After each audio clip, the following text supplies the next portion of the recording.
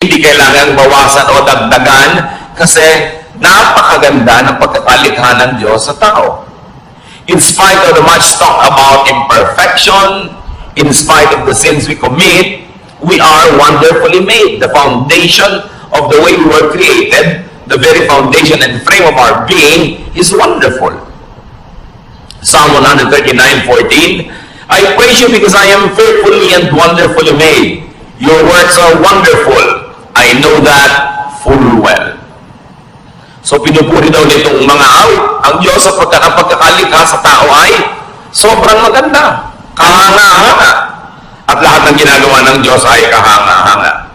There are two troubles, and we'll call them now troubles A and B. Trouble A is about us. It's about me. Trouble A comes when we consider ourselves incomplete. Nagsisimula ang gulo pagka ang trato mo sa sarili mo ay kay kulang. Trouble comes when we reject and do not accept ourselves. Yan ang malaking gulo. Pagka hindi mo matanggap ang sarili mo, tinatanggihan mo, tinatatwa, pinapalayas mo ang iyong sarili. When you deny and reject your genes, your looks, your unique giftedness and talents and circumstance and reality, trouble begins. Pero laging ganyan ay tinuturo sa atin ng lipunan, maging ng relihiyon. Kulang ka, mali ka, marumi ka, sira-sira ka, giba-giba ka. While up to a point that might be true because of sin, but the very foundation and frame of the human being as created by God is wonderful. Trouble comes when we forcefully change ourselves to suit misapplied standards and oppressive expectations. When you're always made to conform. Nakikita ninyo kahit sa mga subject sa schools, may mga subject na scientific, may mga subject na creative, may mga subject na physical, tulad ng PE, may mga subject na naka-incline sa mga numbers, meron naman sa mga social skills. Iba-iba ang kakayahan ng tao, kaya merong iba yung may favorite subject, merong hindi nila masyadong favorite, merong mataas ang grade nila sa subject na yun, merong hindi dito. Bihira naman yung ang taas ang grade mo sa lahat. At yung mga tao matataas ang grade sa lahat, sa school, kadalasan sa practical life, doon naman sila medyo deficient. Sa love life ko minsan, saksakan ng talino sa school, pero pag dumating na sa pag-ibig, di ba? Parang walang alam. Kanya-kanya tayo ng specialties na ibinigay ng Diyos. At hindi mo dapat sinusukat ang sarili mo sa specialty ng iba. Hindi mo dapat kinukumpara ang sarili mo dahil lagi ka lang magiging kulang. Trouble comes when it depend on other people and other things to fill us up. Pag laging kulang ka, yung pagtingin sa buhay, ang mangyayari ngayon, sasandal ka at aasa ka lagi sa mga bagay at sa mga tao para ka laging maging kumpleto. At pagka lagi na ikaw ay naniwala ng naniwala, na kulang ka talaga, wala kang kwenta, hindi ka karapat-dapat, what will you do all your life? To strive to be liked, to be accepted, to be praised, to be admired, to find your value in how other people measure you. Sa simula pa lang, it's headed for disaster. Kung nagsisimula ka pa lamang sa buhay mo, nang iniisip mo na agad, kailangan mo ng ganito, kailangan mo ng ganon, kailangan mo umasa kay kuya, kay ganito, kay ate. Dahil kulang at kulang ka, ano mangyayari? Lagi kang naiinggit, lagi kang manitibugo, lagi kang kulang. Sabi nga ni Shakespeare, desiring this man's art or that man's scope, with what I most enjoy, contented least. Lagi mong hinahangad yung talento ng iba, galing ng iba, yaman ng iba, at hindi mo makita yung mabuti tungkol sa iyong sarili. So ang lagi mo na lamang hinihingi sa mga tao, come into my life, change me, complete me, fill me, make me whole. At yan ang fantasy ng romance. When a girl is made to feel that she is nothing but a missing rib that has to be found. When a man is always made to feel that he has a missing rib that he has to find to complete him. As we have always emphasized, union in marriage makes you one with somebody in a partnership. But even before that partnership, even you don't have that partnership, you are one, you are whole, you are not one half. Yan ang fantasy ng romance at sometimes yan din ang fantasy ng religion. No? Nakalahati ka lang. No, nilikha ng Diyos ang tao buo. Kahit si Adam, nilikha niyang buo. Sabi lang nila, it's not good that is alone. Pabigyan ng kasama para mag-enjoy. Pero isa siyang taong buo. Hindi niya kailangan umasa sa ibang tao para sa kanyang pagiging buo. Anong nagiging bunga pagka tayo ay laging umaasa sa iba? Dependence. And dependence brings about addiction. Kaya yung mga taong emotionally weak, mai-inlove sa isang tao, siyempre sa simula maganda yung pag-iibigan, pero kahit yung minaya naging monster na, naging halimaw, inaabuso na siya, kinakawawa, binubugbog, hindi siya makaalis. Kasi addict na siya. Kailangan ko ang tao to feel me. Para niya ako pasayahin. Kailangan ko siya lagi. At pag lagi mong kailangan ng tao, what does it lead to? Possessiveness. And of course, possessiveness is caused by jealousy. Or it brings about further jealousy. Kaya yung mga taong sobrang kailangan ng kapwa-tao, seloso. Huwag kang tumingin sa kanya. Huwag kang makikipag-usap doon. Sa akin lang, sa akin lang. Kasi pag nawala ka sa buhay ko, hindi ako mabubuhay. Isang malaki kasi mangalingan. Pinanganak nga, wala yung taong yan eh. At kung yung kinahuhumalingan mo ngayon, na-meet mo nung 18 ka o 24, anong ginawa mo bago mo siya na-meet? Hindi ka buhay? Buhay ka nun. Mabubuhay ka before a romance, without a romance, or after a romance. Huwag kayo masyado nagpapaulol sa mga fantasy ng mga Valentine's cards. No? Kaya ka nagiging dependent sa tao. And when you're always jealous, you become fearful. And because this person, no matter what he does or she does, cannot really give you what you want, because what you want does not exist. It's a fantasy. You will always have frustration. Kaya ang saya-saya nitong bride, blushing bride, marching down the aisle para ikasal. After 3 months, nagdangangal-ngal na. Hindi niya maibigay sa akin ang aking pangangailangan. Yun, ang giniting mo sa tao mo, taga-feel sa iyong pangangailangan. Di ba? Magnangangal-ngal ka sa harap ng lahat. Dahil hindi na-feel ang iyong expectation. It leads to a fruitless and endless search. And it leads to a symbolic hell or evil spirits in your life. Trouble B is about the other person. Remember yung trouble A, kulang ako, punuin mo ako, kailangan kita. Trouble B naman comes when we consider others, especially people close to us, as incomplete and substandard.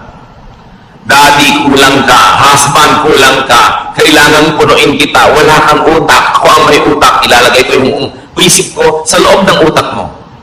Diba? Wala kang diskarte. Ako meron. Hindi ka marunong. Ako meron. Ito ang lagi natin ginagawa sa mga partner. Ginagawa ng parents sa mga anak. Anak, hindi mo alam kung anong bagay sa'yo. Huwag kang mag-aral niyang arts. Walang pera dyan. Pity. No? Yung marunong pa yung magulang doon sa anak kung ano yung gusto ng anak. No? Lagi natin sabihin, akong nakakalam niyan, hindi ikaw. Ang mga sons and daughters, marunong pa rin sila sa magulang nila. Dapat ganitong palakad ng bahay natin, ganitong palakad ng ating mga pamumuhay. Mga kapatid na hindi magkasundo. No? Dahil dapat ganito ka, kamukha kita. Mga magkakaibigan. Huwag mong kainin yan. Ang kakainin natin, yung gusto ko ang tama. Kulang ka, ako puno, pupunang kita. Another lie. Kasi kung puno ka, punuin yung kapwa mo. Trouble becomes when we reject them or accept them only partially. Mahal mo lang yung anak mo kung kamukha mo. Mahal mo lang yung anak mo kung yung mga talent niya, gusto mo, pag iba na yung talent niya, ayaw mo na siya. So, hahanap ka na ibang anak na paborito na kamukha mo. Trouble be when comes when we feel other people with ourselves. Hindi dapat ganyan ang kulay na isinusuot mo. Dapat ganito. Hindi dapat ganito. Dapat yung standard ko. Now, when we are raising children, that's alright because that's standards. Kasi blanco sila, walang kaalam-alam. Pero oras na yung tao na de-develop na yung personality, we allow them to be how God wanted them to be. Kung paano sila nilikha ng Diyos. Kung ano yung talentong ibinigay sa kanila, yun ang dapat natin silang bigyan ng laya na hanapin nila.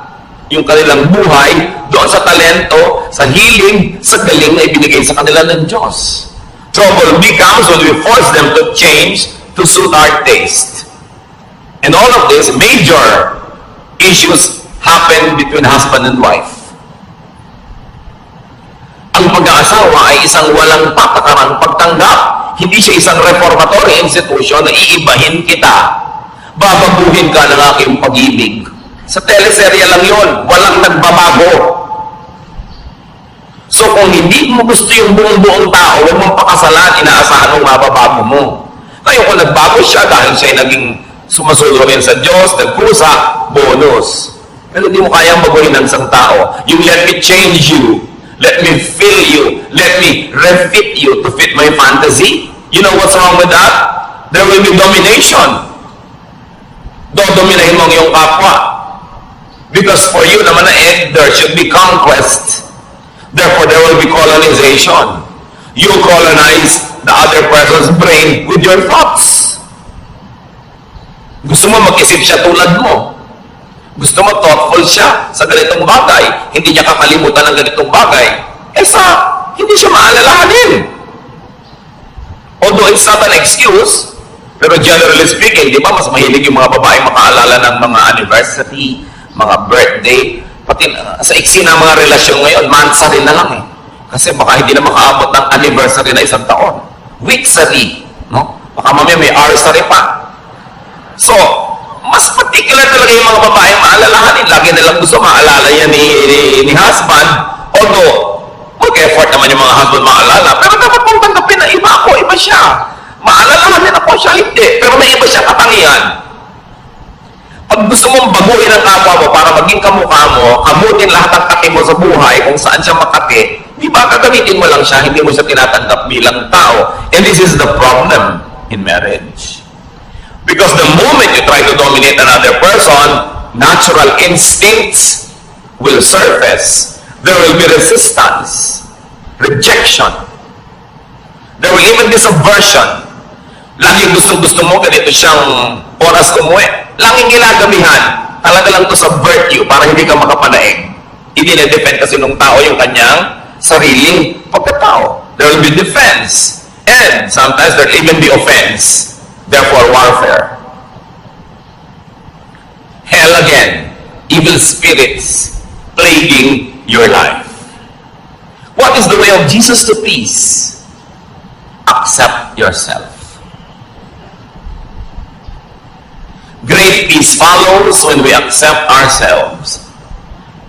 It does not mean that we will not improve ourselves. It does not mean that we will allow ourselves and tolerate ourselves to be sinful and to be wrong and to be substandard. But you begin everything by accepting yourself. We become more comfortable with ourselves in relation to others. Kasi buo ako, buo siya. Dapat ganun yung dynamics ng relasyon. Hindi yung kulang ako, punuin mo ako, or kulang ka, pupunuin kita. No, pareho kayong puno. We become more comfortable with ourselves when we are alone. Isa yan talaga sa mga pinakamalulubhang sakit ng maraming Pilipino. Hindi kaya mag-isa. Hindi makakain mag-isa, hindi makalakad mag-isa, hindi maka-enjoy mag-isa. We dread aloneness. And we become like clinging vines. And when you become like a clinging vine, you will choke people around you. Yung lagi kailangan nandito ka, nandito ka, nandito ka. Paano ka mga tao active, mga gagawin, may mga hinahabol na mga pangarap, kailangan lagi sila nakapaligid sa'yo para magkaroon ka ng kahulugan. Kailangan maging komportable ka sa sarili mo kahit na mag-isa. There are times when mga kasama ka, enjoy, but you must also enjoy aloneness. Kasi kung talagang gusto ng Lord na lagi kang may kasama, dapat nilikha kang may mga kakambal, yung kabit-kabit kayo. Yung hindi kayo nagkakahiwa-hiwalay. Di ba pag may pinapangarap mga kambal, ino-operahan ba natin para magkahiwalay? Dahil mahirap yung may kakambal. Eh ngayon, kung may kakambal ka emotionally, hindi ka na inom ng masarap na inumin kung hindi mo kasalo sa isang straw ang kung sino man. Di ba, miserable ka nun. At gagawin mo rin yung tao miserable dahil lagi mo siya nahanapin, nandiyan ka, kasi iinom na ako. Kailangan matuturin tayo ng healthful aloneness. But when you cannot accept your own self to be your own companion, how can you be a companion to others? Kailangan yun ang sanayin natin. Walang mga tao ngayon, I will enjoy this alone. Kasi yung paghahanap ng kasama ko minsan ng malaking kapahamakan, kahit sino na lang tuloy na pwedeng sumama, isasama, para huwag lang mag-isa. Self-acceptance is the foundation of self-love and self-appreciation. Hindi yan masama. Anong sabi ng Panginoong Yesus sa Mark 12:31? Love others as much as you love yourself. No other commandment is more important than this. So we are not being forbidden to love ourselves, but we are only being reminded, yes, love yourself, but in the same way, love others also. Huwag yung love yourself lang and forget others. At hindi naman love others only and forget yourself. Pareho yun na mali. Irespeto mo ang kapwa mo, irespeto mo rin ang sarili mo. Hindi naman yung binabastos ka na, ang respeto mo pa. Eh hindi ka na nire-respect. Mahal mo ang sarili mo tulad ng pagmamahal mo sa iba. Why? Because you cannot give what you do not have. How can you understand others when you don't understand yourself? How can you be kind to others when you're not kind to yourself? How can you love others when you don't love yourself? Self-acceptance is the foundation of self-tolerance. At mahirap to be intolerant to your own self. May mga tao lactose intolerant. Hindi sila pwedeng uminom ng gatas.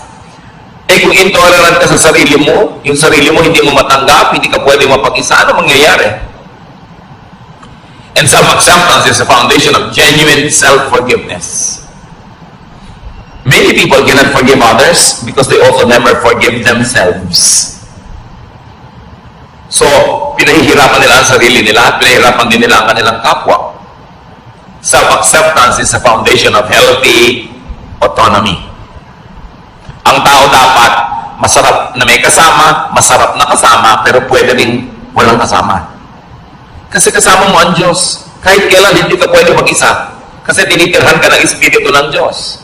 Kung minsan nga, lagi ka may kasama, hindi ka tuloy magkaroon ng oras na makipagsarilinan sa iyo ang Diyos dahil laging may abala. Laging may iba. We should learn healthy autonomy. When we accept ourselves, when we realize our wholeness, we do not excessively depend on and attach to people and things.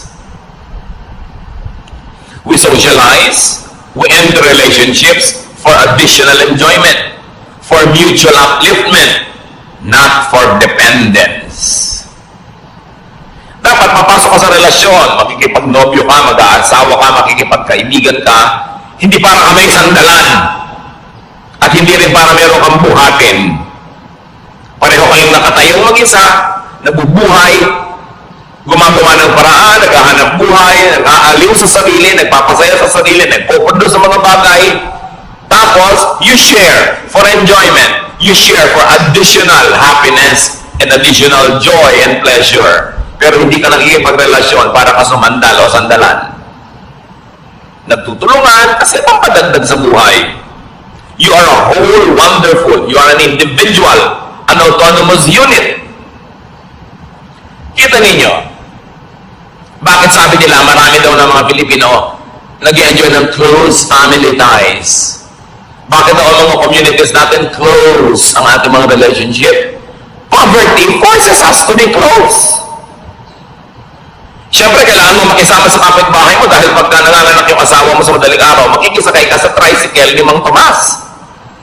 So pagka nagiging si Mang Tomas, tutulungan mo siya, ang ganda ng samahan nyo. Pero subukan mo lahat kayo may kanyang tricycle. Ano ka pa rin kaya ka nice? Nakikisama ka sa neighbor mo, nagpapadala ka ng ulam pag nagluto ka, para pag nagluto din siya, mapadala ka. Pero kung lahat kayo bumabaha sa pagkain sa inyong mga kusina, will you still be that close? Close sa mga magkakamag-anak, magmano ka sa tiya, mangupo ka. Eh kasi makikitira ka sa kanya pag nag-aaral ka ng college. Pero kung may kanya kayong bahay, ganun pa rin kaya ka nice? Dapat ganun pa rin nice or better. Doon mo lang malalaman na nice ka talaga. Kasi nice ka, hindi dahil lang umaasa ka o sasandal o may kailangan ka sa kanya.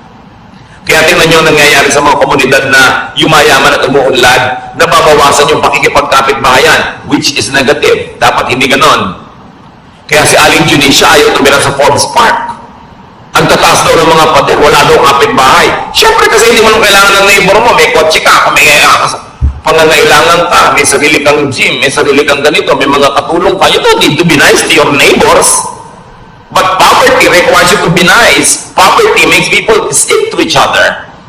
Now, translate that to emotional poverty. When you're emotionally poor, you always want people around, you will cling because you need and you want help. Kaya dapat mapayaman mo yung sarili mo emotionally to the point na, I don't need you to live, but I want you to be around because I have a lot of love to give to you and because you are nice and I enjoy your presence. Pero hindi dahil hindi ko po maiwan ang asawa ko kasi wala po akong hanap buhay. So kung meron ka pala, iniwan mo na matagal na, no? So hindi ka lang nandyan dahil love mo siya kasi nakasandal ka. So ina-advise ko nga kahit sa mga babae, magnegosyo kayo, maghanap buhay kayo, para kung talagang hindi nyo matiis, binubusan kayo ng kumukulong tubig, pinapakuhan kayo sa inyong bungo, ginagapos kayo sa langgaman, malayasan nyo. Hindi ako makalayas dahil wala akong kakainin, wala akong gagasin. So hindi mo lang kananya dahil mahal mo kasi dependent ka. At kung economically, dapat autonomous ang tao, dapat autonomous ka rin emotionally. Hindi ibig sabihin, magpapader ka na, hihiwalay ka na dahil hindi mo na kailangan. Pero pagka hindi mo kailangan yung neighbor mo, tapos hindi ka pa rin nagpader, nakikipagmabutihan ka pa rin, ibig sabihin, genuine. Yung pakikipagmabutihan mo, walang ulterior motive. Kaya sobrang ang pakikisama system natin sa Pilipinas kasi umaasa tayo sa kapwa. Kaya tingnan nyo yung mga financially independent, hindi na masyadong nakikisama. Kasi hindi ka na nila kailangan. Pero hindi yun ang dapat mangyari. Hindi kita kailangan, pero nakikisama pa rin ako sa iyo kasi nais ako talaga at nais ka rin naman at mas masarap yung buhay na magkakasama tayo. Yun yung si Adan eh. It's not good to be alone. Pero pwede alone. In other words, people are additions to our happiness, not a wall to lean on. Kung yung titingnan yung mga asawa, mag-anak na, nandyan lang kasi dapat kong asahan. Strive to be autonomous. At saka yung mga asawang babae na walang income pero tumanda na kayo, nagka-losyang sa pagtatrabaho sa bahay, ang totoo niyan, dapat binibigyan kayo ng allowance sa asawa nyo na inyo talaga. Di ba? May allowance sa mga bata, but ang wife walang allowance, ang ibinibigyan mo pamalengke. That's for all. Yung siya, paano? Di ba? Tapos birthday niya, reregaluhan mo pa ng magandang kaldero para maipagluto ka na naman niya ng masarap, bibigyan mo ng kalan, ng refrigerator. Ang wife ang nire-regaluhan yung pang kanya, hindi yung pang lahat. Kasi regalo mo rin sa sarili mo yun kung kalan. Diba? Kailangan yung pang kanya. At kung sasabihin ako naghahanap buhay, subukan yung mga wives, so kayo gumawa sa bahay. Kung may isuot yung mga asawa niyo pagpasok sa opisina, kung may dat ng pagkain, siya ang magbayad ng mga meralco, pumila sa mga bayarin na tubig, subukan nyo. Kaya dapat yung mga wives ay sariling allowance yan. Para hindi naman kung biglang gusto kayong layasan, walang pamasahe. Gusto magpakamatay, hindi makabili ng lason. Kasi talagang walang kapera-pera. You should strive to be autonomous. So that you say, husband, I stay because I like, not because I need you. Not because I depend on you. It's a distorted kind of relationship. So poverty reduces people. Emotional poverty also reduces people.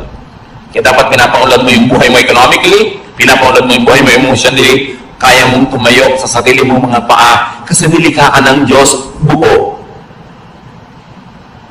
Tingnan niyo yung babae na nakapanayam ng Panginoon sa balon. Paborito ng karakter na ito kasi buhay niya talagang tayo yun John 4:15-18.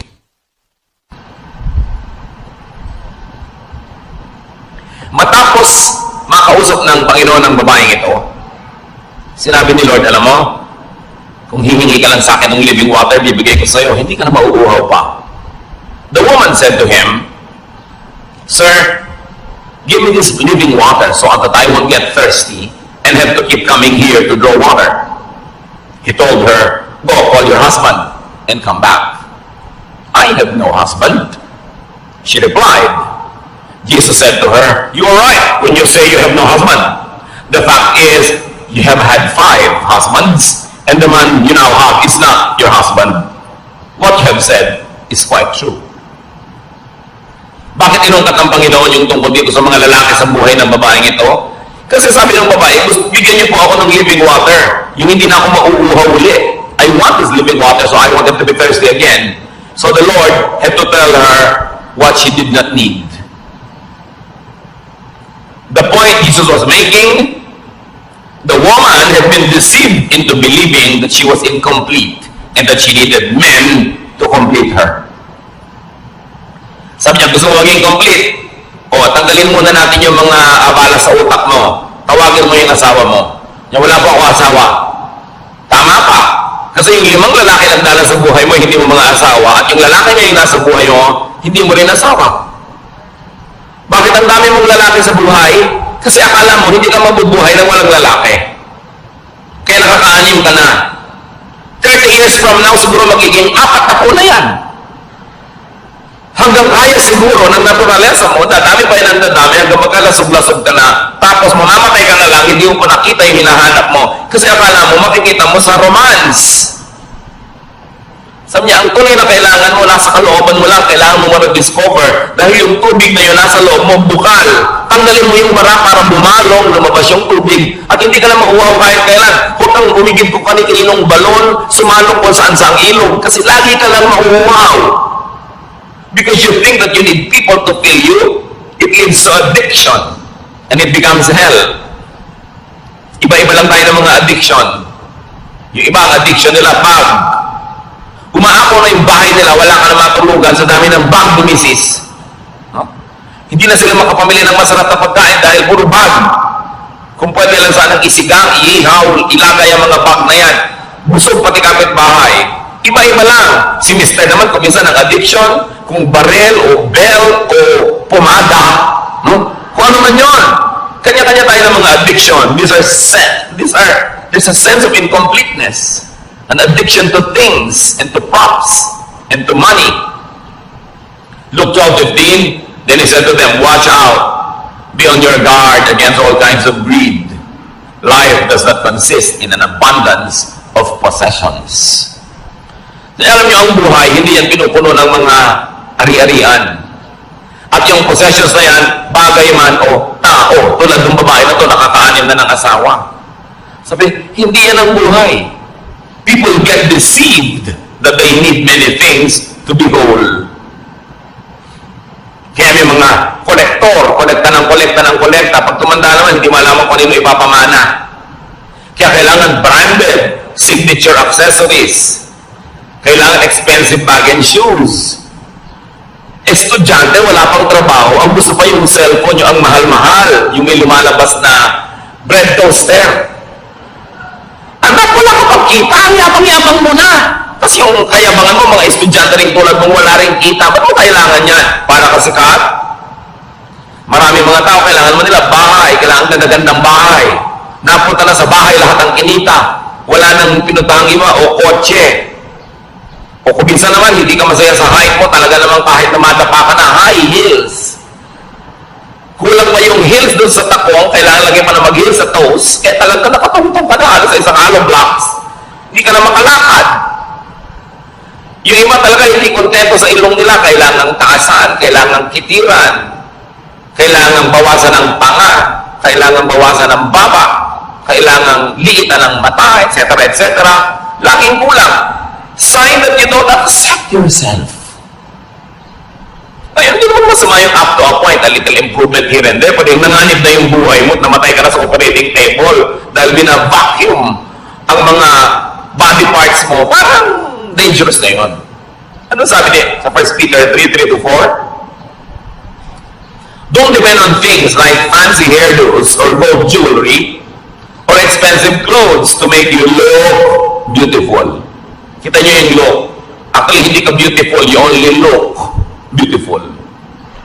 Sabi niya, be beautiful in your heart by being gentle and quiet. This kind of beauty will last, and God considers it very special. Huwag niyo namang lihim tanggalin yung mga baon-baon yung hikaw. Hindi naman masamang maglagay, pero sabi, huwag niyong iasa ang kagandahan niyo sa mga yan. Kayo, maganda na yung character nyo, meron pa kayong konting pampa-enhance, nice. Pero kung nagiging bitsa na ng inyong buhay, ang hirap-hirap magbayad at hulugan, titigilan nyo ang mga kahangalan na yan. Sa ganon, alam niyo ang tunay na magandang babae, sabi yung mabini, yung banayad at tahimik. So anong tawag sa mga madadaldal at maingay na babae? Bahala kayo. Di ba? Sabi ang kagandahan niya nandyan, yung matinig ang loob, matibay ang loob, maganda ang kalooban. Yan ang gandang pinapahalagahan ng Diyos at yan ang gandang hindi kumukupas, hindi na-snatch, hindi nananakaw, at hindi huhunugan sa Bombay. Sabi, kailangan ganyan ang tinitingnan mong beauty. Templadong katahimikan. 1 Timothy 6, 8-10. So we should be satisfied just to have food and clothes. Ibig sabihin, we should be satisfied with basic things. People who want to be rich fall into all sorts of temptations and traps.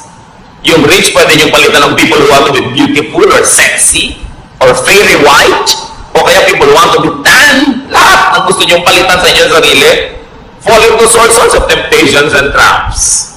They are caught by foolish and harmful desires that drag them down and destroy them.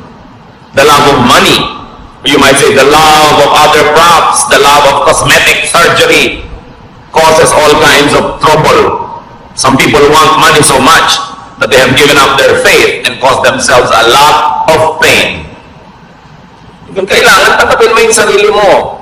Kung may konti ka lang may-improve na hindi sobrang magastos, hindi dangerous to your health at easy to maintain, pwede. Pero kung magiging pasanin mo sa buhay, yung sa dami ng operasyon mo sa mukha, tawang-tawa ka na, sabi mo pa. Kasi hindi ka makatawa na matipilas yung pisngi mo, parang kawawa ka naman. Diba? Yung hindi ka na makahinga dahil sobrang nilita na yung butas ng ilong mo. Dati isang hinga mo lang kahit 1 week na oxygen, nasa lungs mo na. Ngayon, hirap na hirap kang suminghap. Para ka nang bisugo na tinanggal sa tubig. Ang hirap naman nun. Diba? So dapat yung easy to maintain. Huwag yung ano pinaglalalagay mo sa loob ng katawan mo, tapos pagka lumilipat-lipat kung saan-saan, nagkakaiba-iba korte ng katawan mo. Tapos, wala namang maawa sa'yo. Ang totoo, halos walang maawa, although kawawa. Kasi alam yung iba pa dinaawa, inggit. Kasi naglagay ka na dahil mo sila kahit sandali lang, kaya ikikriticize ka. Kung gumanda ka naman bigla na gano'n, pag-uusapan ka, hindi mo ganyan itsura niya. Tingnan mo yung litrato niya high school.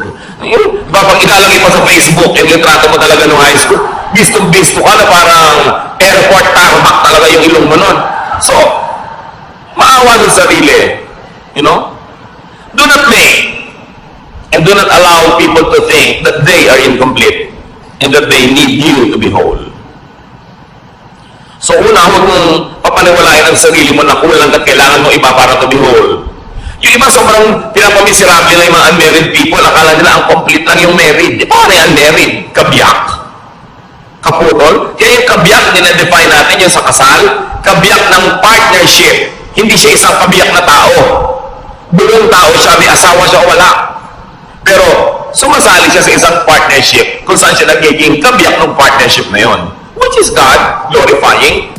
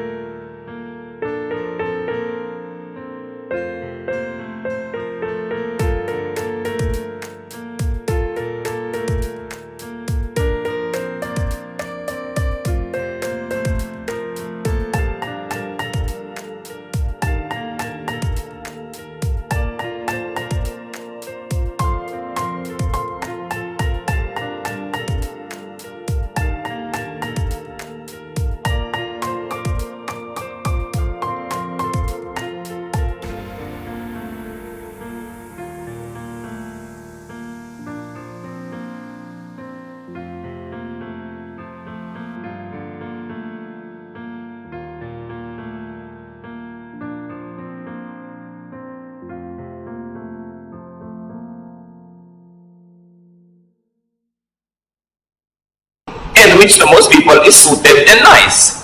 But not for all. So pagka pinresyo nyo ang inyong sarili, mga kapatid, na laging punuin kayong sarili nyo dahil sa sinasabi ng mundo, sinasabi ng advertising, sinasabi ng mga kung sino-sino, this will pressure and tire you.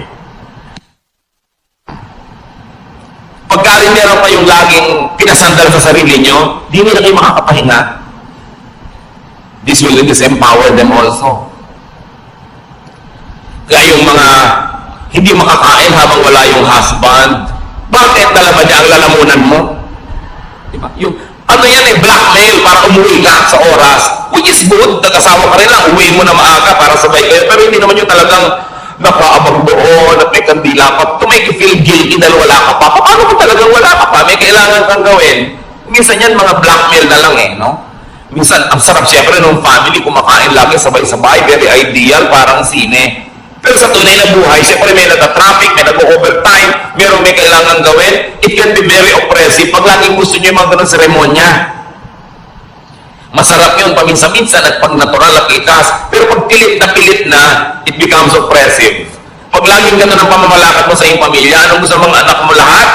Makawala, mag-asawa ng maaga, tumakas, para lumaya. Kasi maraming opresyon.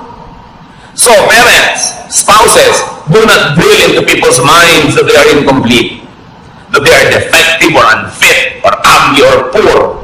Alam niyo kung sino gumagawa nun? Advertising. Hindi dapat ginagawa yun ng magulang. Kulang ka, kailangan mo itong produkto namin. Yung mga magulang, ganito lang ang grade mo, ganyan lang ang grade mo. Kung nakikita nyo that they're doing their best, meron sila siguro ibang kakayanan. Huwag silang paghanapan ng wala sa kanila. So, to have peace, accept others. Romans 15:7, accept one another just as Christ accepted you. Kung paano tinanggap ng Diyos, warts and all, walang patakaran, buong pagtanggap, ganun daw ang gawin mong pagtanggap sa kapwa. But instead of accepting others, we insist on reforming them. It's God's work, not our work. And we reject them when they don't comply with our specifications. Kaya marami mga tao, lumalaki sila emotionally sick because their own parents reject them.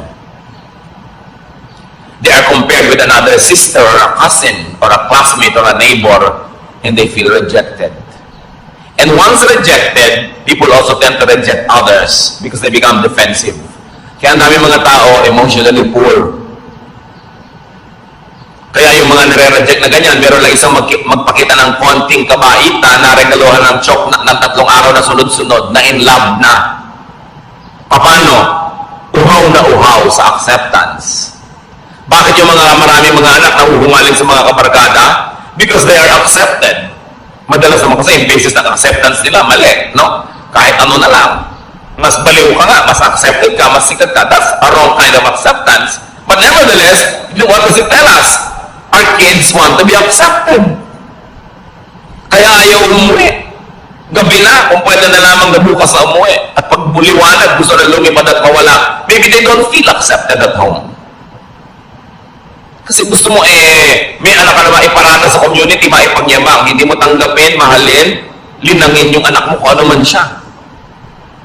1 Corinthians 7:7, sabi ni Paul, I wish that all men were as I am, but each man has his own gift from God. One has this gift, another has that. Sabi niya, ikaw ko lang masusunod, gusto ko lahat kayo katulad ko eh. Pero, hindi naman pwede yun. Bawat isa, may kani-kanyang tinanggap sa Diyos na kakayanan. At kung ang Diyos sa kanyang karunungan ay piniling ibigay sa iyo kakayanan A, therefore, wala sa iyo yung kakayanan B, sa iba naman yun ibibigay. Pero pag hinahanap mo yung B kay A, ang gulo ng mundo. The tendency is for us to want to make all others conform to our mold. Kaya marami mga asawa, iniiwan ng asawa nila kasi hindi nila tinatanggap yung asawa nila kung ano man yung asawa nila, laging gusto lang maiba. Ganun siya. Accept individual and personal differences. At kung hindi ka masaya sa talent ng anak mo, ng asawa mo, ng kapatid mo, accept the other ableness.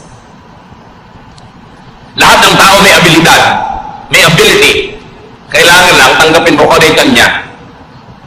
Huwag mong pilitin na yung anak mong ayaw mag-dentistry ay maging dentist tulad mo. Nagmana siya siguro sa ibang lolo, sa dinami-dami ng lolo at lola sa inyong genetic pool. Hindi naman laging sa'yo lang kukuha yan. Romans 14:1, accept him whose faith is weak, without without passing judgment on disputable matters. Here, sabi, accept religious differences. Accept spiritual differences. Not everybody is as mature as you. Not everybody has the same tendencies to apply a biblical verse the same way as you do. Sabi dito sa Romans 14:1, tanggapin niyo yung pagkakaiba-iba maging sa inyong spiritualidad. Hindi pwedeng uniform. Kasi iba-iba nga ang tao, iba-iba ang fingerprint. Romans 12:10, love each other and honor others more than you do yourself. So, find, accept, celebrate, and honor the true, the good, and the beautiful, so to speak, in every person. Bakit hahanapin mo yung iba, yung wala? I-emphasize mo yung napapangitan ka, may maganda sa kanya. Acceptance of others is the foundation of love, of appreciation, tolerance, and even genuine forgiveness. And here we go to the heart of the matter. Yung iba nagtatanong, bakit po nag-forgive na ako pero may pain pa? Bakit nagpatawad na ako pero may hapdi, may kirot? You have not forgiven. Probably you have only stopped being hostile. You have stopped the war. Probably you went into a ceasefire, but you have not really forgiven. That's why there's still the pain. You are able to truly forgive only when you truly know and understand and accept the person. Yung hindi, sige, pinapatawad na kita, pero mo, siguro nasigawan niya ako kasi gutom siya noon. Kasi mataas ang blood sugar niya. Kasi may monthly period siya. O kasi luka-luka siya. Di ba? Kasi may lahi sila noon. Kasi genetically, ganito sila. Nung naintindihan mo siya, doon ka ngayon huhugot ng pagpapatawad. Pero pag hindi mo naintindihan at hindi mo tinanggap ang kalagayan niya, ceremonial lang yung patawad mo. It's only a cessation of hostilities. It is only a declaration of a ceasefire. But forgiveness, real forgiveness, has no more anger. Well, you can be cautious. Hindi naman ibig sabihin you forgave, you forgot to be cautious na you might want to avoid being the victim again because you're cautious, but no ill feelings. Siguro iwasan mo na maulit o mabigyan siya ng chance ulitin yun, pero wala ka ng hapdi kasi naunawa. Kaya maraming magulang, kahit ang tingin ng mga ibang tao sa anak nila kriminal, mahal pa rin nila, hindi ako bait na wala ko. Kasi pinapanganak pa lang yun, pinagili pa lang, tinanggap na talaga nung ina ko yung buong pagkatao ng anak. Kaya pagkahalimbawa, ang sungit-sungit ng anak, kasi alam niyo nung bata, nahulog niya sa duyan. Nahulog lang, naging ganyan, galing sa 7th floor. Okay. So, naiintindihan ko yung anak ko. So, intindihin nyo. Kaya walang, hindi halos yung maubos ang pagpapatawad ng magulang sa anak kasi iniintindi. Kasi tinatanggap. So, kung may papatawarin kayo, huwag lang sabihin, sige, papatawarin na kita, tama na, tigil na. Unawain niyo yung buong dahilan kung ba't niya nagawa yung nagawa niya.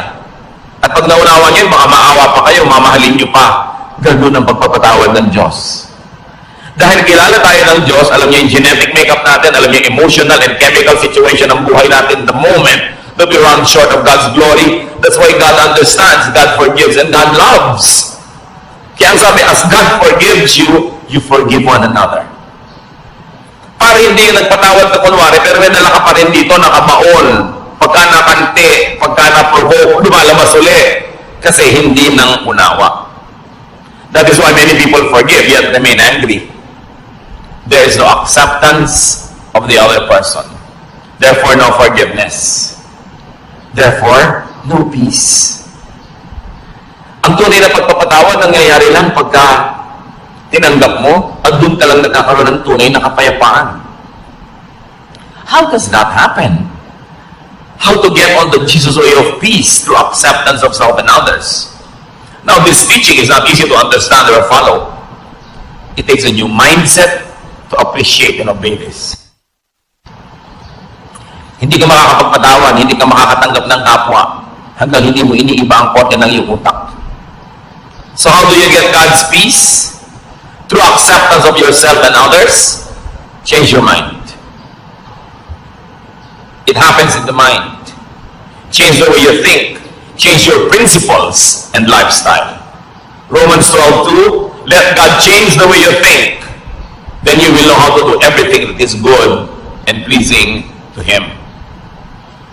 You want to be able to forgive? Change the way you think about the person. Change the way you think about yourself. Change the way you think about what proper is and what it is not. Change the way you think about your expectations. Accept the person as you would accept yourself. Then you will begin to understand and you will have the power to forgive because it comes from deep understanding. Anong reaction ng mga tao doon kay Jesus sa kanyang mga turo na to?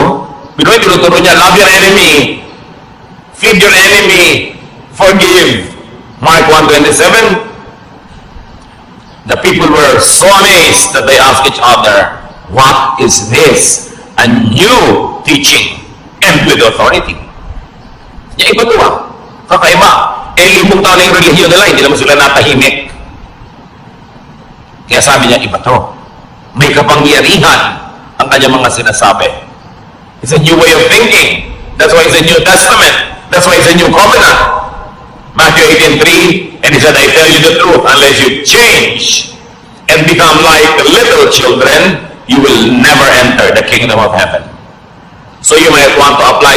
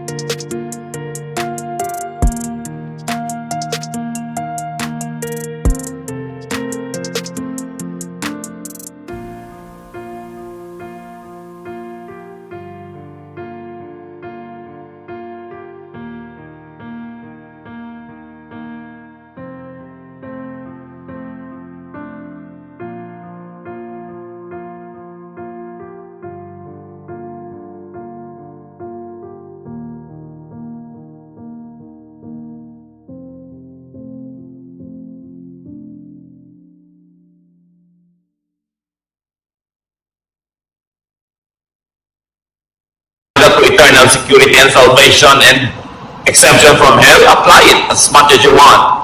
But I suggest that you also apply it this way, that unless you begin to think in a new way, you will never enjoy heaven on earth. You will never have paradise. You will never have peace. If you insisted on thinking the old way, you can never have the peace that Jesus wants you, because it is a new arrangement, a new idea that requires a new mindset. To have heaven, peace, contentment, rest, one has to be a child again. One has to restart from the beginning. One has to be reprogrammed. In a manner of speaking, one has to be born again. To rediscover, revive, and nourish God's reign in his or her heart. Kailangan madiscover mo uli yung sarili mo na, oo nga pala, sa kaloob-looban ko, ako'y isang buong tao. Nilikha sa wangis ng Diyos. Na ang Espiritu ng Diyos ay nananahan sa akin. Ba't kailangan kong humanap ng pag-ibig, ng pagmamahal, ng kasiyahan sa iba? Kailangan mo nang pumasok ako sa loob ko, I must travel into me, discover what God has placed there, nourish it, and let it sustain me. And when I'm already overflowing with love and kindness and goodness, because I've already known and accepted myself, and I know God is in me, then I will socialize with people, I will relate with people, because in that case, I will be full of kindness, not just full of wicked expectations. That I am full, and the other person is full, and I respect his fullness, and we're together to have a better life, because together we can make a beautiful world. But I will not intrude into and colonize this world to make it beautiful in my terms. Pag ganito ng iyong asal, people will love to have you around. And you will love to be around people. So change your mind unto peace and restfulness. Matthew 11:28 to 30. Sabi ni Lord, "Come to me, all of you who are weary and burdened, and I'll give you rest." Pagod na kayo? Pagod na ang puso nyo? Pagod na kayo magalit? Pagod na kayo magsikap magpatawad? Pagod na kayo na matahimik ang buhay nyo? Pagod na kayo sa paghahanap ng mga pangarap nyong pag naabot nyo biglang naglalahong parang bula? You're tired of chasing rainbows? You're tired of repairing all the broken toys in your life which never get fixed? Come to me. I'll give you rest. Learn from me.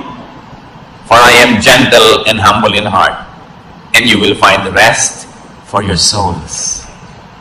So you don't learn from others. Don't learn from other isms and ideas and philosophies. Learn from me, for my yoke is easy and my burden is light. So paano malalaman kung galing kay Jesus? Magaan. Hindi mahirap sa loob. Kahit hirap yung katawan mo sa pagsunod, hindi hirap ang loob mo. Magaan. The kingdom of God is restful, easy, and light. So peace, restfulness equals heaven on earth. And it is in accepting yourself and others.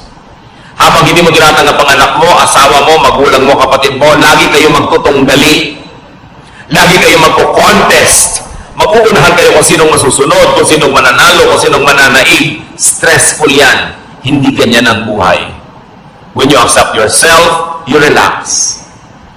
You become less demanding and suffocating.